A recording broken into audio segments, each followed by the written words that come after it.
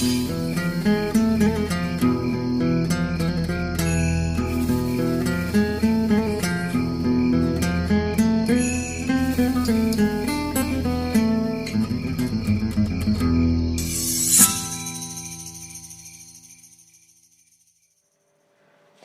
tenemos un nuevo episodio que va a salir un poco de la línea habitual, puesto que hoy no vamos a estar explicando técnicas ni conceptos específicos de la esgrima alemana.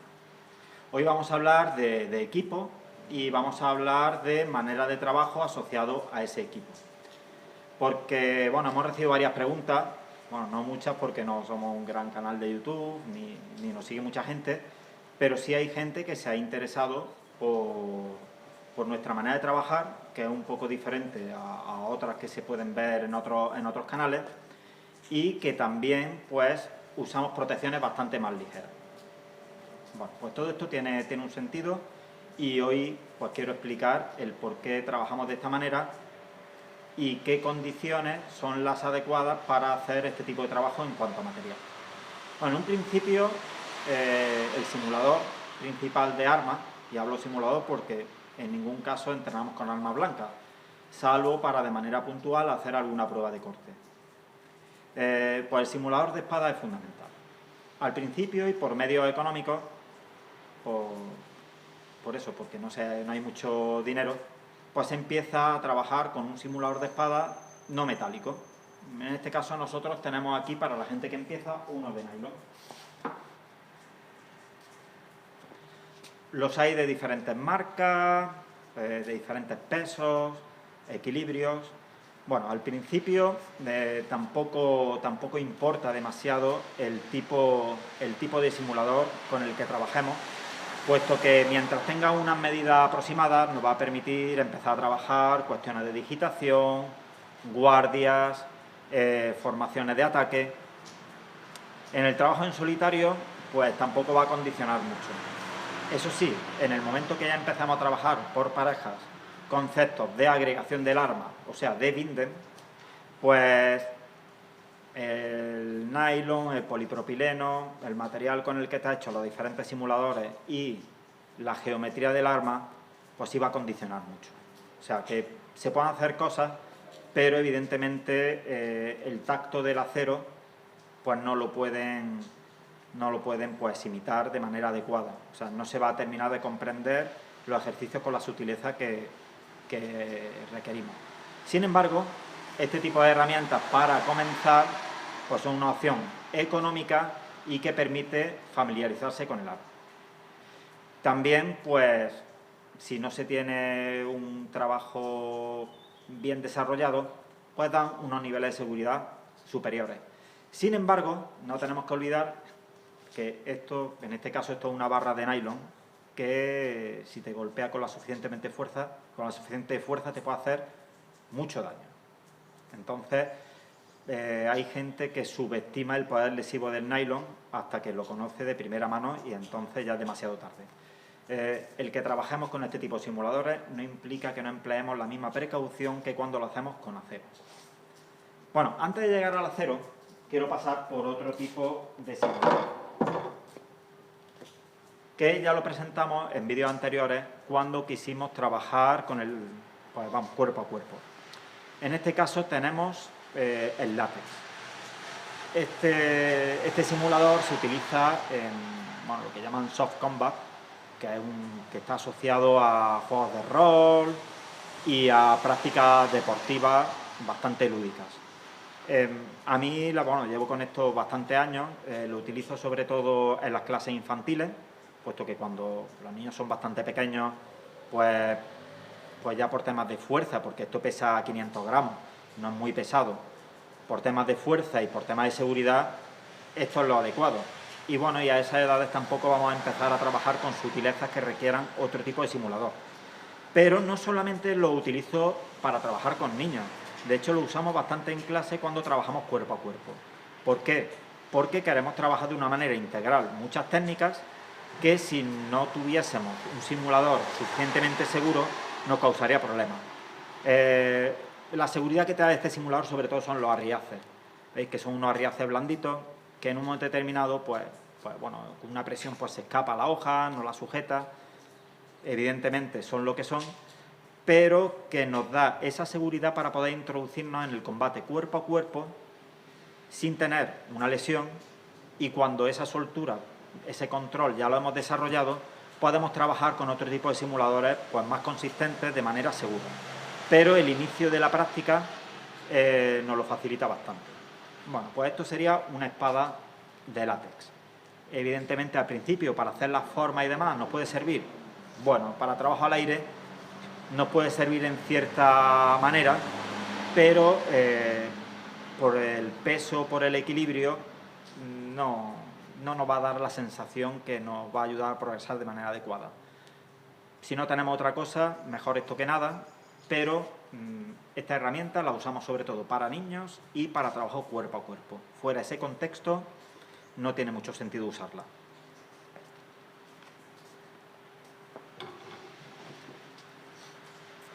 Y ahora pasamos a la C. Bueno, nosotros trabajamos con espada larga negra, o sea, con una morfología de arma real. Lo que pasa es un arma negra, no tiene filo, la punta la abotonamos, en nuestro caso la abotonamos con casquillos de bala, que de hecho le damos cierta forma, no lo ponemos tal cual, sino que le damos cierto tratamiento, y después aparte le colocamos un relleno para que no baile. Y evidentemente, al ser metálico, el impacto en una estocada sigue siendo fuerte, pero ya la verdad es que nos ha quitado más de un disgusto. También nosotros, en nuestro caso, los preferimos metálicos porque ha habido problemas de adherencia con goma. O sea, que en la rejilla, cuando se golpea la rejilla, el facial de la careta de grima, a veces la goma hace que se adhiera, o sea, que muerde un poco lo que es la propia rejilla, generando más impacto, y el metal pues resbala, haciendo pues eso, que deflecte. Bueno, eso ya sería otro debate, pero bueno, nosotros lo abotonamos con metal, con un casquillo metálico de bala. Para nosotros es muy importante trabajar con esta geometría de armas. Por favor, ¿puedes traer una FEDER?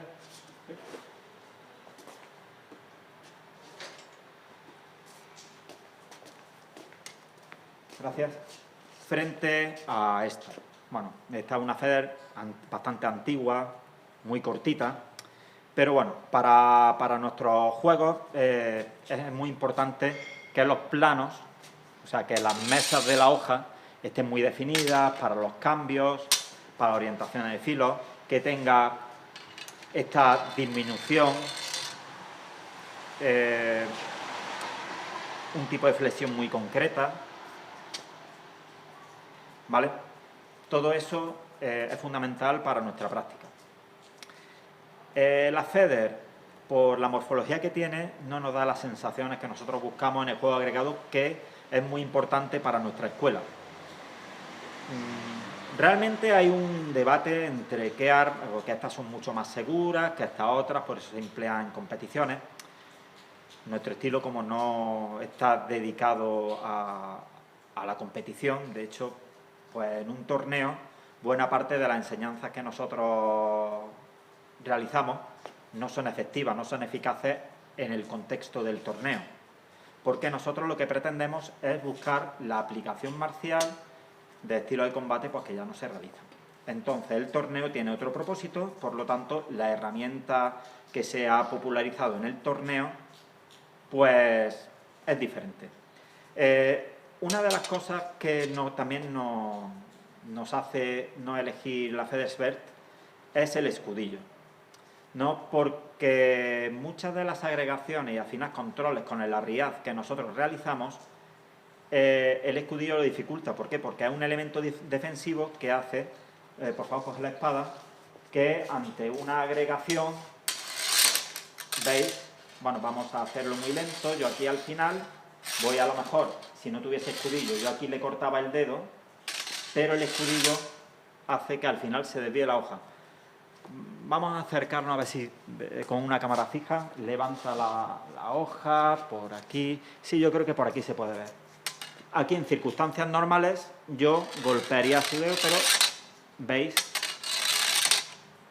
se produce esta situación.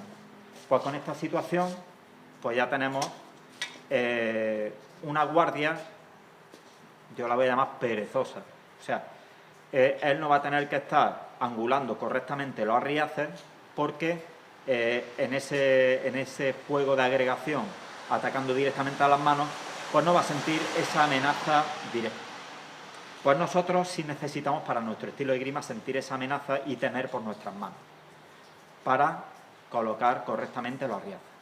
Bueno, estos son un par de motivos, esto abriría un debate mucho más largo, pero bueno, para el trabajo que realizamos nosotros, este tipo de espada, con diferentes morfologías, diferentes guardas, pero sobre todo sin escudillo, es fundamental. Luego también hay otro elemento que nosotros usamos en nuestro trabajo, que es, por favor, coge la espada esta de Alex, la que tiene anillos. La tenemos que haber preparado antes, porque está ahí un poco en medio. Bien, tampoco utilizamos espadas con anillos. Cógelas, porque nos permiten también guardias que yo llamo perezosas, ¿no? Porque él ahora, por ejemplo, coloca la espada aquí directamente y, bueno, pues esta guardia, o sea, extiéndela un poco. Yo aquí, en circunstancias normales, ya estaría golpeando su mano. Y, sin embargo, aquí el anillo le está protegiendo. Coge tu espada. No, la tenemos aquí. Colócate de la misma manera. Él estaría aquí. Como veis, yo aquí ya le estoy cortando el pulgar con un anillo. Pues no, es más, aquí ya está agregado y ya directamente pues puede entrar de manera bastante segura. Entonces, bueno, los estilos con los que nosotros trabajamos, las espadas no tenían anillos. Eso es, evidentemente, históricamente, había espadas largas con anillos, pero son posteriores. En los tratados no tenían anillos. Por lo tanto, pierde sentido decir que trabaja un tratado si la herramienta que estás trabajando no se adecúa a la realidad histórica que quieres reflejar. Por lo tanto, los modelos de espada que nosotros trabajamos intentamos que sean lo más cercanos a la geometría histórica. Y no tenemos que olvidar que son diferentes. ¿Por qué? Porque son simuladores. Pero intentamos que esos simuladores pues, no se alejen de esa realidad que queremos emular. Bueno, pues algo así sería con lo que nosotros trabajaríamos. Y ahora vamos a más elementos de equipo. Las protecciones. Solemos trabajar con protecciones muy ligeras. Por la sencilla razón de también emular el entrenamiento que se hacía históricamente. Porque ahí realmente, históricamente, no tenían ni guantes de Kevlar ni otras cosas, salvo que hiciese esgrima con arnés, iba bastante desprotegido, y eso generaba una sensación de combate y unas posibilidades de movilidad que si nosotros pues nos acorazamos de más, aparte de perder movilidad, o sea, con guantes pesados, ya enseñaré, no se pueden hacer las digitaciones que hemos trabajado en clases anteriores. Entonces, lo que nosotros no queremos es que haya una dicotomía, de que yo en clase practico una cosa, pero luego, en asalto, me pongo unas manoplas, puedo hacer así, pero después todos los juegos de digitación fina que trabajamos para orientar la hoja y que las proyecciones tengan más firmeza, no los podemos realizar. Entonces, pues tenemos que encontrar una manera de poder entrenar con protecciones más ligeras, cosa que enseñaremos después. Nosotros, para el trabajo, normalmente tenemos unos guantes súper finos. ¿Por qué? Porque la seguridad no parte de una protección que absorbe golpes muy fuertes, sino que parte de nuestro control. Entonces, en un principio, yo mis guantes de trabajo son estos. Mis guantes de trabajo pues son súper finos, porque me permiten Pues eso, aquí digitar y hacer pues estos movimientos de manera ágil. Bueno, yo realmente no tengo que hacer esto, en un combate, pero puedo hacerlo. De que puedo hacerlo ya me gusta. Luego, si queremos, porque puede haber un despiste, un poquito más de seguridad, pues tenemos estos guantes que están un poco más acolchados, pero tampoco tienen una protección real. ¿De acuerdo? Pero si hay algún despiste, pues nos pueden ayudar a salvar la mano.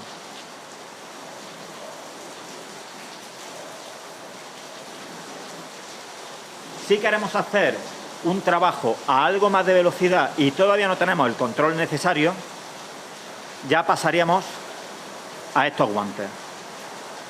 Esto realmente sería lo más pesado que usaríamos de manera habitual, ¿no? Porque sí, tenemos guantes más pesados, pero en el desarrollo de una clase dentro de nuestra escuela, este tipo de guantes serían pues, los más pesados que nosotros usaríamos.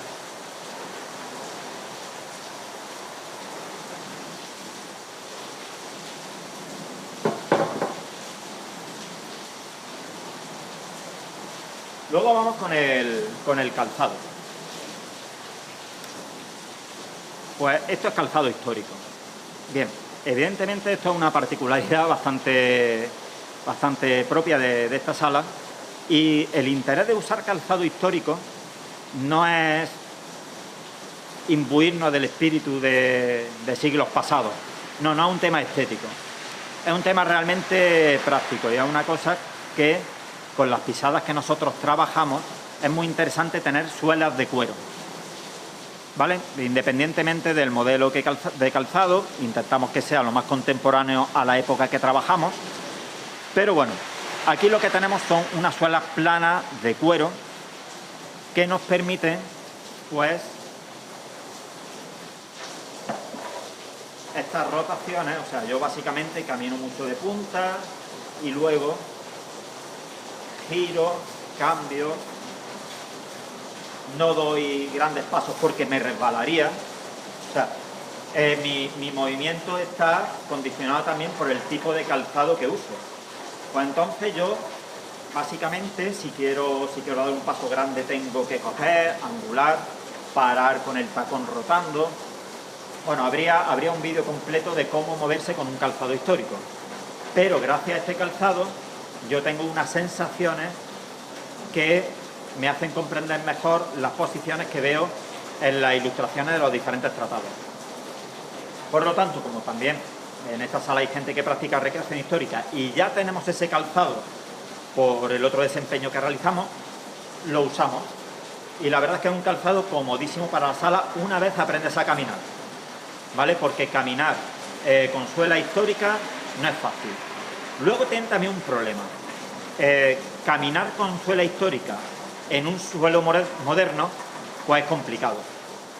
Es complicado por la razón de que yo puedo tener un calzado súper histórico, pero ese calzado no me va a dar esa sensación histórica, por ejemplo, en la pista de un polideportivo, donde tiene una serie de cubiertas plásticas que por más que sepas caminar, al final te resbala y eso no es funcional, ¿no? O sea, si estás caminando con un anacronismo sobre un suelo moderno, pues lo mismo, lo que pretendía no lo vas a conseguir. Así que en esos casos, cuando el suelo que tenemos no es un suelo de cemento, que este sí tiene cierta adherencia y nos permite hacer el juego de paso y equilibrio que nos interesa, cuando lo que tenemos es un suelo sintético, en vez del calzado histórico, nosotros recomendamos las zapatillas de artes marciales o las botas de boxeo. A mí las botas de boxeo me gustan mucho, puesto que tienen una suela fina, dura, que te permite tener sensaciones bastante precisas. O sea, yo noto como apoyo el metatarso, el peso, las rotaciones. Son muy similares a lo que sería el calzado histórico en cuanto a grueso de suela, pero como al ser la suela de goma, tiene una adherencia que sí nos permite salvar la dificultad de un suelo sintético. Entonces, a partir de ahí, la siguiente mejor opción para la práctica yo lo veo en la bota de boxeo. Después la bota de boxeo tiene una cosa que me gusta mucho, que es que, por ejemplo, estas de media caña, la hay de caña completa, pero bueno, esas son un poco farragosas de poner y de quitar. Estas de media caña te sujetan bastante el tobillo. Entonces, si en un momento determinado, en un combate, ponemos una mala posición que pudiese hacer un E15, no voy a decir que esto te salve completamente del E15 si la posición es terrible, pero sí te va a proteger. Entonces, la bota de boxeo es una solución bastante práctica y que recomiendo como calzado.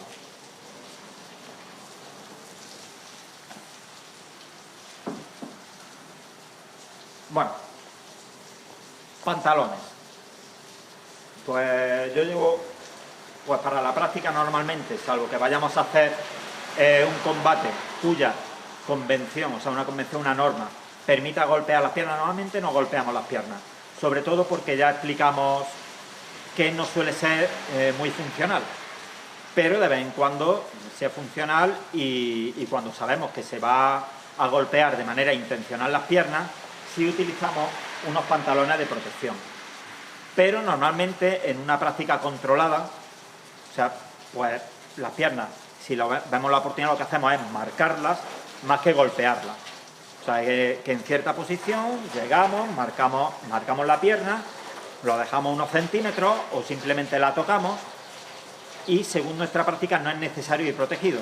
Cuando queremos hacer algo con más contacto o estamos con gente que no sabemos el control que tiene, la protección de piernas hasta lo que es la rodilla sí es fundamental.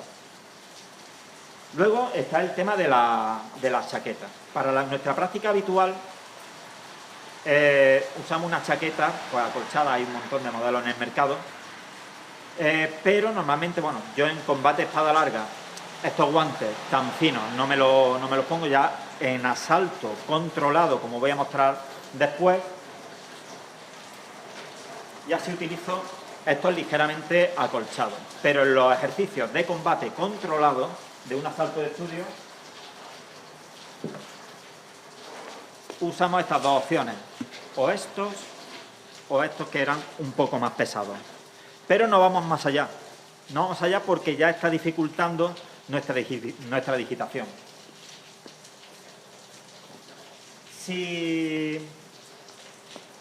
Normalmente, si controlamos los golpes a las manos, también controlamos los golpes al antebrazo y al codo. En nuestro caso, no utilizamos coderas. Es una práctica que hemos adoptado hace no demasiado tiempo, año y medio, 2 años, pero que no ha producido ninguna lesión.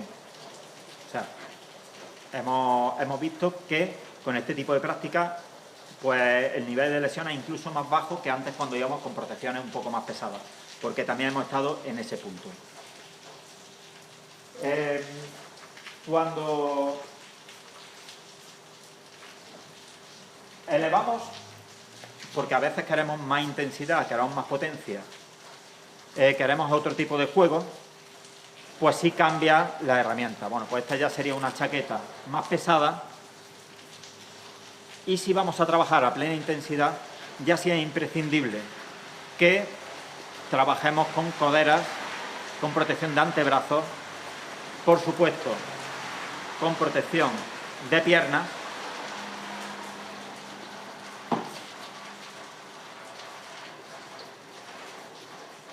y la careta, bueno, no lo he explicado antes, se ha pasado, en todos los tipos de combate tiene que llevar pues protección occipital. Incluso aunque se vaya con mucho cuidado, si lo tenemos desprotegido, esta es una parte, la nuca es una parte muy sensible, que incluso cuidándonos, pues puede haber una lesión muy seria. Así que, aunque vayamos bastante desprotegidos o bastante con una serie de protecciones ligeras en otros puntos, en este pues sí que nos cuidamos desde un principio.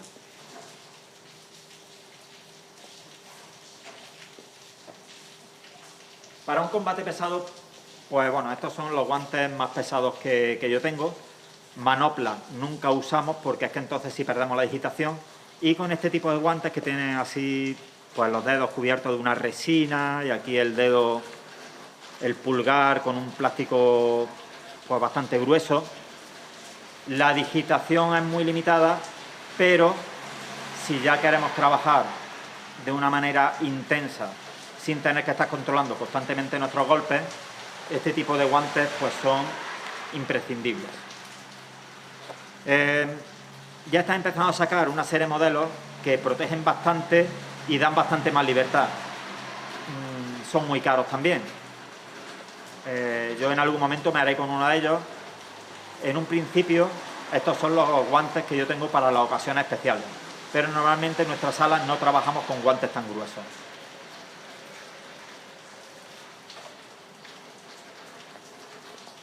Y con esto creo que hemos explicado un poco con el tipo de material que trabajamos para las diversas ocasiones en nuestra escuela. A continuación vamos a mostrar una serie de ejercicios de preparación al asalto. Realmente el asaltar, o sea, el combatir, tenemos que verlo como una acción de control. O sea, yo en mi combate, en mi asalto, quiero controlar las acciones del contrario, ya sea por control de distancia, ocupación del espacio, privación de la hoja del contrario. Hay múltiples maneras. Vamos a empezar un ejercicio sin protecciones. Evidentemente, al no tener protecciones, solamente vamos a estar controlando en virtual. En un principio vamos a controlar en virtual y después comenzaremos también con alguna agregación en físico. Pero este ejercicio lo vamos a hacer a una velocidad muy moderada y sin careta. Antonio, ahora solamente una distancia como máximo de acometida y en virtual.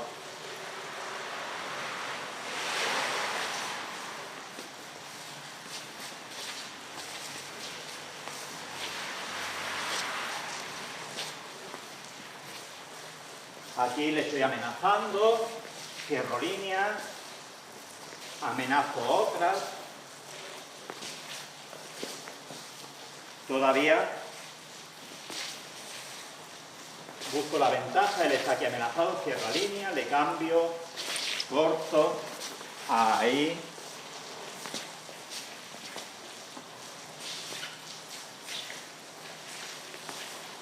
Bueno, pues básicamente este ejercicio lo que hemos estado haciendo es manteniendo una distancia en la que todavía no estamos en disposición de herirnos, pero estamos preparando la acometida, cerrando nuestras aberturas e intentando amenazar las del contrario. Bien, ahora no nos vamos a colocar no vamos a colocar chaqueta, pero sí nos vamos a poner careta. ¿De acuerdo? Coge tu careta.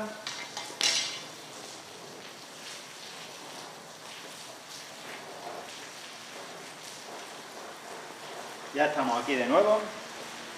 Y ahora, el que nos coloquemos careta no implica que podamos golpearnos en esa parte protegida. ¿Por qué? Porque el resto del cuerpo está absolutamente protegido.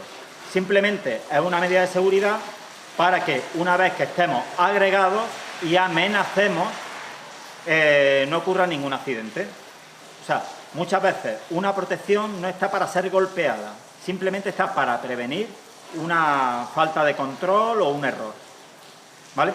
Ahora, el siguiente ejercicio va a ser una extensión del anterior, en el que además pues vamos a poder agregar nuestra arma a la contraria e intentar ganar una ventaja que debemos mantener durante el máximo tiempo que podamos. No está permitido entrar en distancia de lucha, no está permitido hacer, por consiguiente, ataques cuerpo a cuerpo. Solamente es entrar, salir y una vez entramos, intentar controlar al arma de contrario, presentando amenaza mientras nos defendemos.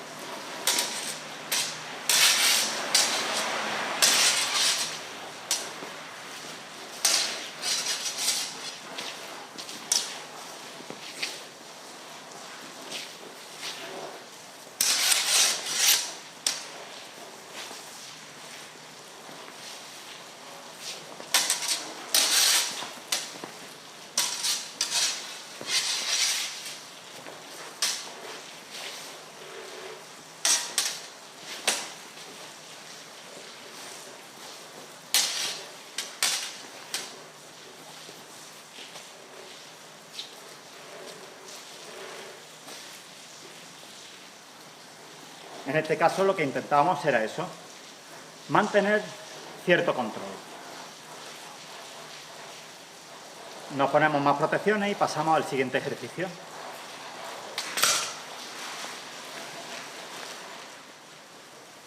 Bueno, ahora vamos a pasar al siguiente ejercicio, que esto ya sería un asalto completo. La única convención es no lesionemos al compañero.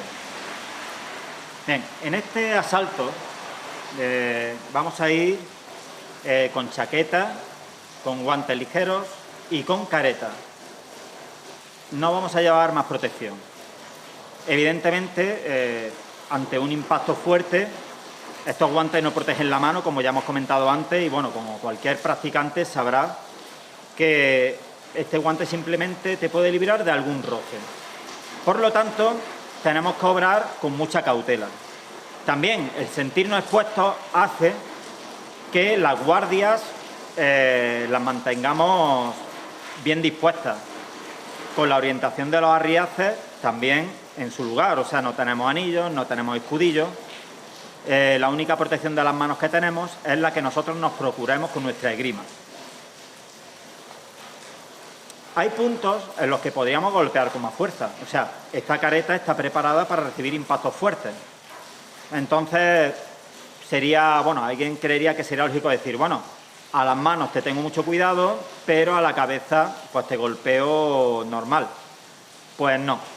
A la cabeza también tenemos que golpear con intensidad moderada, por la sencilla razón de que nosotros a lo mejor queremos golpear a la cabeza, pero el contrario, al realizar una parada o hacer una acción, puede interponer las manos de manera accidental. Por lo tanto, se llevaría un golpe a las manos a potencia de golpe a la careta. Y eso pues generaría un dedo roto o algo aún peor. Así que la manera de manejarnos, de esgrimir que tenemos, es golpeamos todos los puntos del cuerpo como si fuésemos a golpear la mano desnuda, con muchísimo control. Y a partir de ahí se genera un combate seguro. No derivamos la seguridad a las protecciones, no. Nos responsabilizamos de la seguridad del compañero. Es la filosofía que tiene nuestra escuela. Y después, una vez aprendemos a esgrimir con este control, es cuando tiene interés aumentar las protecciones y combatir a plena potencia. ¿Por qué? Porque no será una potencia descontrolada. No, ya habremos aprendido a controlar nuestro juego golpeando de manera suave o golpeando de manera intensa, pero eso lo vamos a elegir nosotros. Si solamente golpeamos amparado en las protecciones de manera intensa, luego carecemos de ese control que es necesario para que en una situación complicada reducir potencia y salvar la integridad de nuestro compañero. Bueno, pues ahora, sin más, vamos a hacer un pequeño ejercicio de asalto. Un asalto de estudio tal y como lo realizamos en nuestra escuela.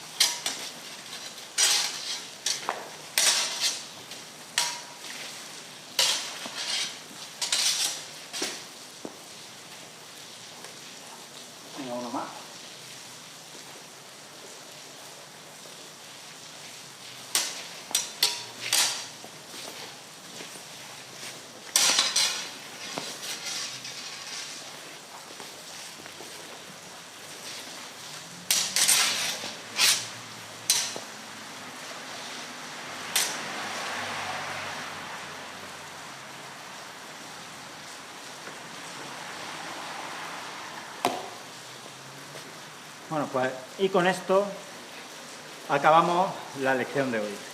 Ha sido un poco diferente, pero bueno, muestra otras partes de nuestra práctica que creo que también son interesantes. Muchas gracias.